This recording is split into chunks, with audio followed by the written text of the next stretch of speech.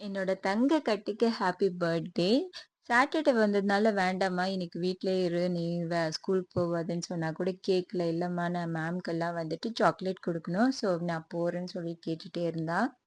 சரி ஓகே போன்னு சொல்லிட்டு விட்டோம். பட் ஈவினிங் போய் பிக் பண்ணலான்னா, ரொம்ப டிராஃபிக்ல மாட்டிக்கின்னு அதுக்கப்புறம் கொஞ்சம் லேட்டாவே தான் ஆச்சு. அவள போய் பிக்கப் பண்றதுக்கு. எங்கள பார்த்த உடனே ரொம்ப குஷியா ஓடி வந்தா. அதுக்கப்புறம் எங்க அம்மாகிட்ட போய் பார்த்துட்டு போலாம் வீட்டுக்கு அப்படின்னு சொல்லிட்டு எங்க அம்மா வீட்டுக்கு போயிருந்தோம்.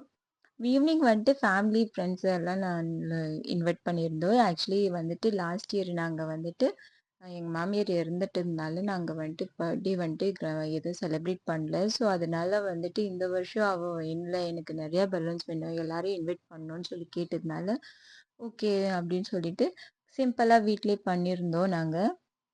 ஆக்சுவலி எப்பவுமே வந்துட்டு நான் கேக் அவ வந்துட்டு ஏதாச்சும் கேட்டா, அதே மாரி நான் பண்ணி குடுக்குவேன். இந்த வருஷமும் என்னோட ஃப்ரெண்டு வீட்டுக்கு நான் போயிருந்தேன் ஒரு பர்த்டேக்கு.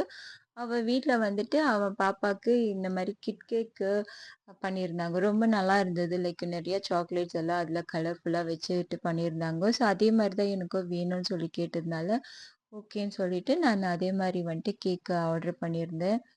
பாப்பாவும் ரொம்ப என்ஜாய் பண்ணிட்டு, கேக்குங்கலாம் எடுத்து அது எந்த சாக்லேட் விடுறதுன்னு தெரியல.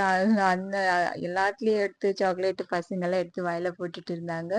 ஸோ குமுதா ஹாப்பின்ற மாரி நிக்கி ரொம்பவே ஹாப்பியா இருந்தா. நம்மளுக்கு அதுதானங்க முக்கியம். ஸோ அதனால பாப்பா ரொம்ப ஹாப்பியானனால நானும் ரொம்ப ஹாப்பி. பாய்.